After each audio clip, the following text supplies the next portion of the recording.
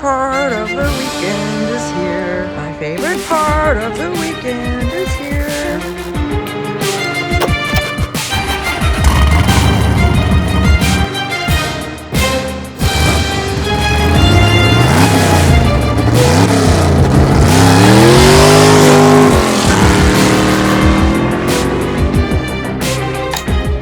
Welcome back to my channel.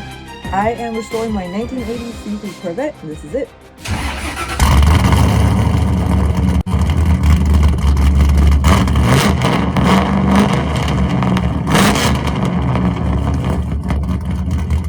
We're gonna put some spacers in the rear, do a window motor, and some other fun stuff, and I can't wait to take you with me. If you missed any videos in the series, I'm gonna put them right here. And while you're here, please like and subscribe. Let's go.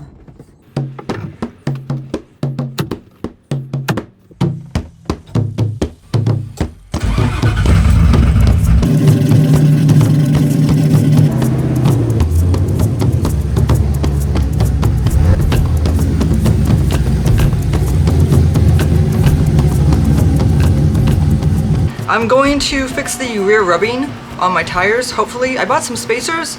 I researched them. I think they'll work. I found out that the tires were rubbing against the frame. I found that out when I cut the holes in preparation for the cage that I haven't installed yet. But there was this like slight squeaking sound during certain times of driving. And yeah, it's the tires rubbing against the frame. I don't think too much damage has been done, but probably, you know, enough to make me uneasy.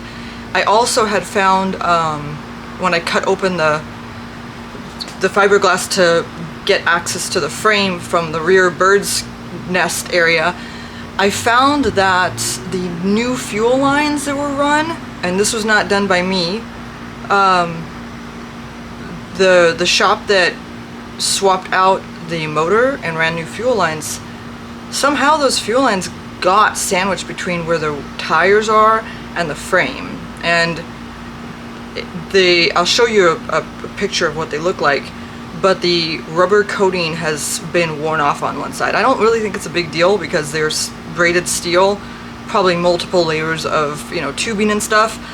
But I imagine, like, if I didn't cut those holes for the cage, I would have never seen that. And I don't know if something would have given, right? Like the braided steel would have either run through the tire would have blown, popped out, or maybe the tire would have opened the braided steel. Probably none of the above, but again, my Final Destination brain is picturing both simultaneously happening, like the tire popping and the force from the pop exploding the fuel tank, the back of the car just going kaboom, me getting flown through the front window into a wood chipper. And that's how she goes. That was it. Who's gonna get my cars, you know? What would my mom do with my cars? So many things. Anyways, let's get to our things. We're gonna do the wheel spacers, get that out of the way right this second. So stoked. So the first thing I'm actually gonna have to do is even see if I've got enough stud to put a spacer. So let me take off one of these.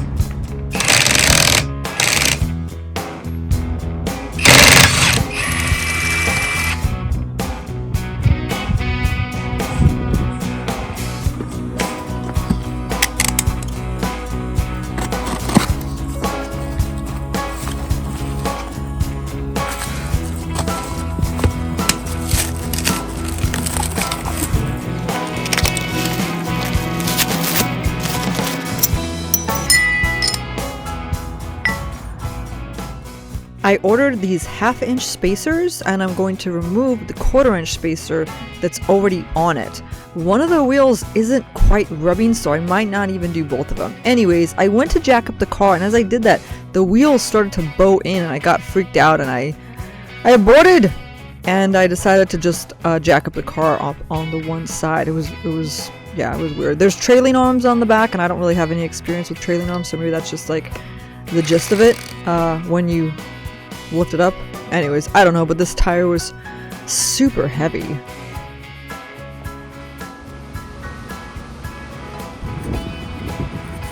Not too bad.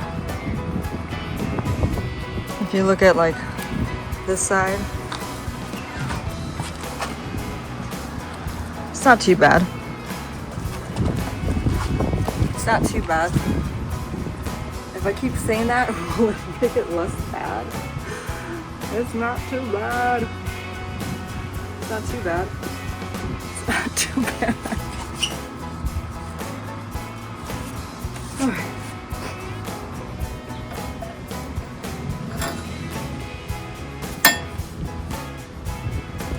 That's where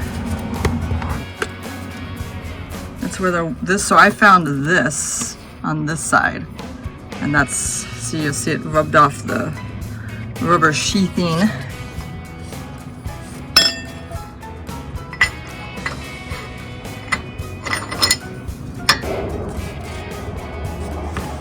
And this is where it's been rubbing, up here. Cleaned it up real good, huh? A little bit on the fiberglass.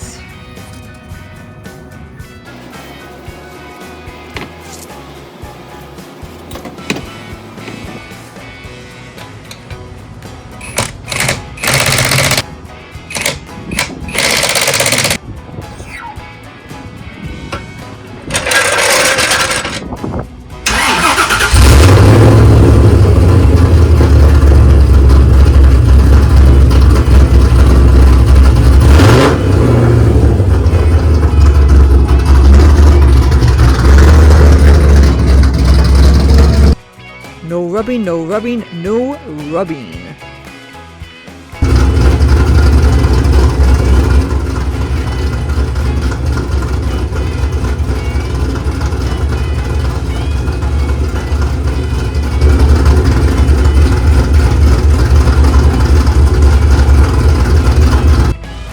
I got plenty of clearance on this side.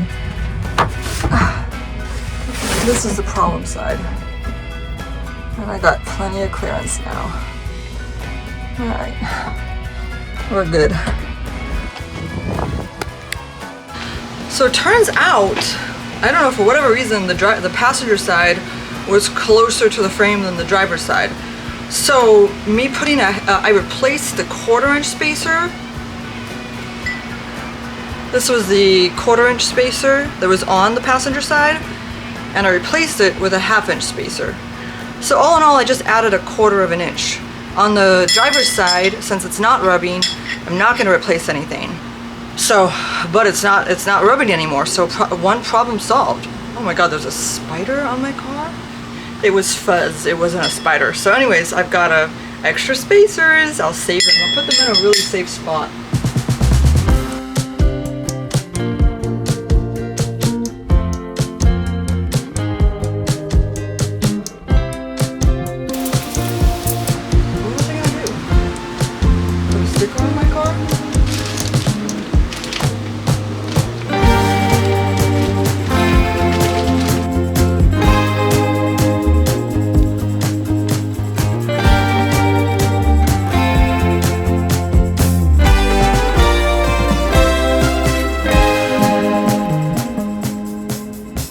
These little things use a 7mm. It's the least thing that I own. Not to beat a dead horse, as they say, but I'm back on these windows because I have to finish the wiring connection on the passenger side. I wanted to reuse my old switches, so I rescued them from the pile of rubble that I have here. My intention was to replace that grommet, but my new one didn't arrive in time, sadly. I need one of these connectors, and lo and behold, I found them because I saved all my old wires. This soldering iron, this is a Weller D550, 240 watts. I've had this thing since before I can remember. I had it as a baby. This is my dad's soldering iron. It weighs like 20 pounds. So if you're thinking of doing some precision soldering and holding it for more than 4 minutes, your arm will slowly start to deteriorate and go down. When I was like, I want to say I was like maybe 4 years old, my dad told me, stay away from his soldering iron. And he had it plugged in because he was soldering speakers. And it was on the floor, and he said, stay away from it. And I stepped on it. I stepped on it. It hurt my foot so bad, it burned my foot. I remember my dad actually had 2 of these. I don't know where the other one went, but I mean, this thing is a classic. I've never even bothered to buy a more modern soldering iron because why would you when you got the Weller D550? Close your eyes. I want everyone to close your eyes. Do not zoom in on what you're doing. Save yourselves. You'll be scarred for life if you see this soldering job. I'm aware that this is the ugliest solder you've ever seen in your life, and I don't care. My arm's about to fall off. I couldn't find my little alligator clips to hold these things. Alright, so that works. Let me connect these wires together. I'm going to feed this through the firewall. So I pulled out all of the old wires and I'm just snaking the new wiring harness through. On the driver's side, I'm not going to have to do this because the driver's side wires, for the most part, are intact. These ones were not. There is that long grommet that goes between the door, where the door meets the body. Mine didn't come in time, so I'm not going to replace it, but I don't really think it's too big of a deal. I don't think these wires are going to get jammed or smashed or anything like that. And then, of course, I tuck it away nicely and I zip tie everything. I just have to connect everything together. And I'll have working windows. I think I'm affected by the heat. Like, why am I not using these?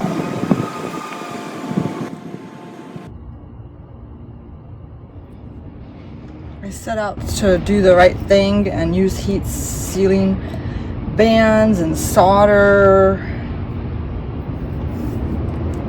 No one's gonna be tugging on these wires. Screw that. Screw that, no one's even gonna see this but you guys. It's not like anybody's gonna say anything mean in the comments. Yes, I did not heat seal it like I wanted to. I did not solder it like I wanted to because it is freaking uncomfortable back here and I'm over it. How do I lose it. I lose it. I lost my electrical tape because I was sitting in my thighs. Just gonna put a little safety band. Make these, you just group together.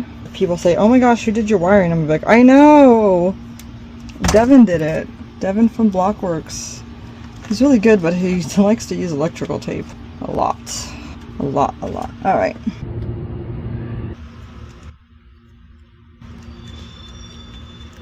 I don't know if this, I think the switch is dead at this point.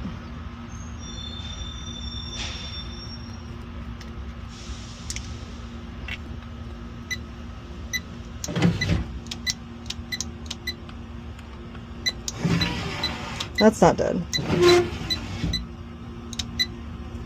But maybe I'm just hooking them up wrong. So they can go like that. They can't go like that. They can't go like that. They can't go like that. It's gotta be the switches. Spoiler alert! It was not the switches. And knowing that I had just fixed the wiring, I knew it wasn't the wiring. And what did our papas always tell us to do when dealing with electrical issues? Think back. I don't get it. I don't understand. Like, everything's working, but the switch is not activating it. What am I doing wrong? All the switches. The new switches I bought, the old switches. Do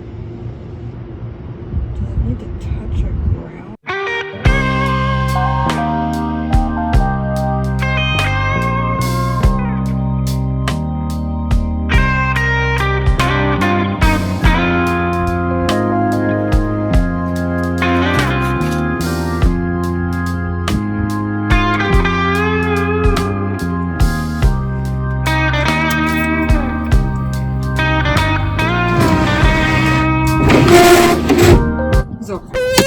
Fuse, dude.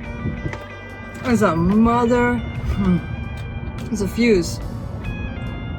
That's what the switch doesn't work.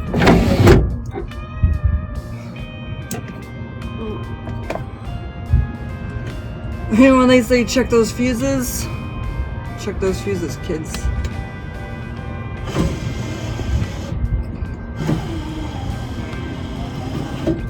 Actually, the fuse wasn't even blown. It was just so worn out it wasn't making a connection in the middle. That's a wrap!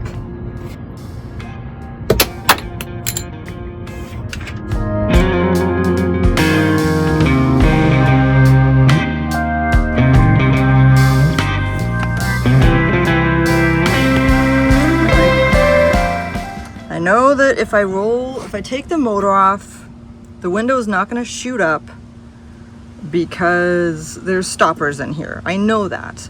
I don't care. I'm still going to put the little safety bolt in this hole. So I just got to roll the window down a little bit. You got to feel for the hole.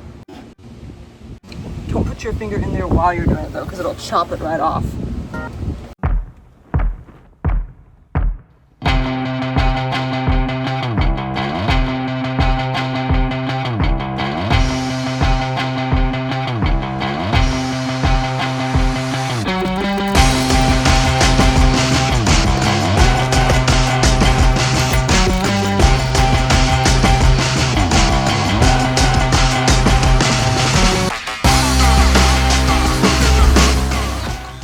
After doing a quick check to verify that the motor is indeed the right size before I pry this old motor out, I can get started. There are 3 11-meter bolts that are holding this plate in the back, which holds the motor down. Just so you know that. My small hands are my biggest asset in this situation. There is a rivet that you can drill out that would allow the motor to come out with great ease. And instead of getting my drill and drilling out that motor, I insist on struggling to pry it out. And I did just fine.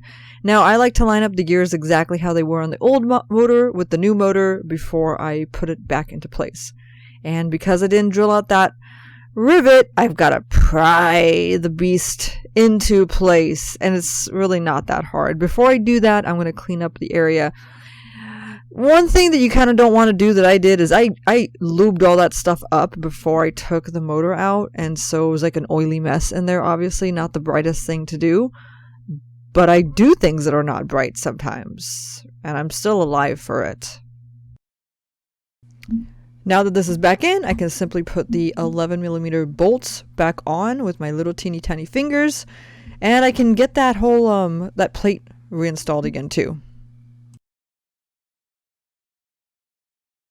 I should probably test the window before I go through all this trouble, just to make sure.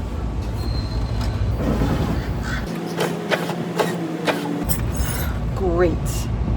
Great, great, great.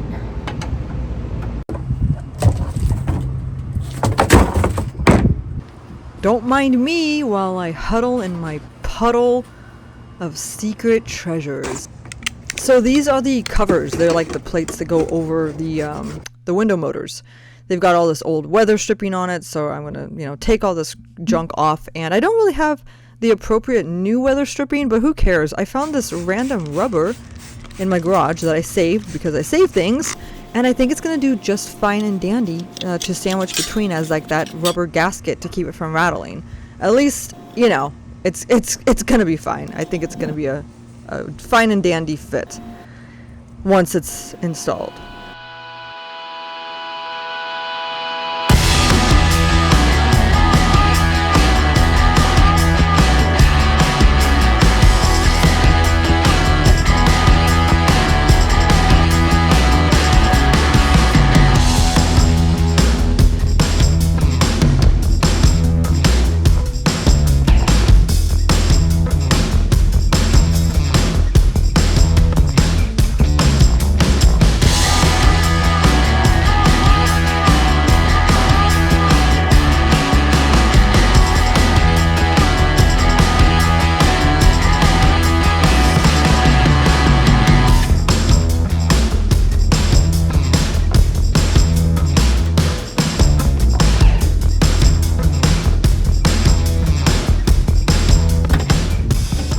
I still have to, add the sound deadening to the entire door, so keep that in mind that this is not done. There's still work to do. I probably have to order more of it, but that's okay. It's fairly cheap. All right. I gotta order my door panels. There's no way around it now. I've actually finished something. It feels really good.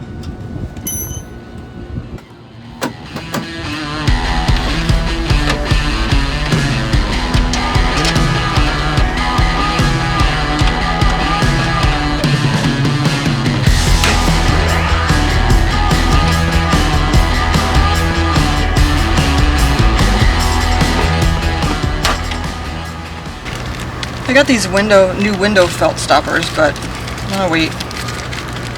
Ooh. Pretty spicy. So with that whole door situation completely done, I'm going to order the new, I don't want to spend the money on it, but whatever. I'm going to order the new door panels, and so I can replace the weather stripping, the window felts, and the actual door panels. It's going to be pretty sweet. So I just got to do that tonight before I fall asleep. So every night I get in bed and it's a long day and I start looking and shopping. I'm looking for seats for the car. I don't know if I should go with NRG or Sparco. NRG is a great budget seat. I've never had it before. Or Sparco, which is not super expensive, but I'm not thrilled with the design of them. Anyways, I've usually gone with Corbeau or Brom. Both of those brands don't seem to have any seats that will fit in this car. The widest I can go seat-wise is about 20 inches. The tallest I can go for like the backrest is like 33 inches. So it doesn't give me a whole lot of options. So that's what I'm at right now. But I'm going to be wrapping up the doors. So before I fall asleep tonight, I'm ordering door panels. Please comment on my post. Nina, wake up! Order door panels, please. Because that's usually when I'm able to respond to comments, is I'm laying in bed and I'm responding to comments and being thrilled that anybody's watching my videos. Anyways, thank you so much for watching this adventure. So stoked. That's all done. Moving on next week. And I hope you all have a great weekend. I'll see you later. Bye.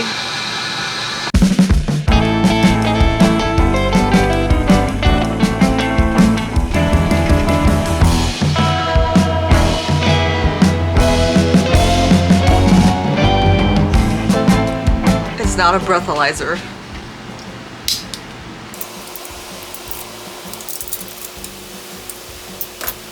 Guess what it is. This was a suggestion from one of my fans, one of my YouTube friends. They said you should get a decibel reader to see how loud your cars are. And I got it a while ago and I was just too lazy to turn it on. So how does this work? Yeah! Let's go try it out.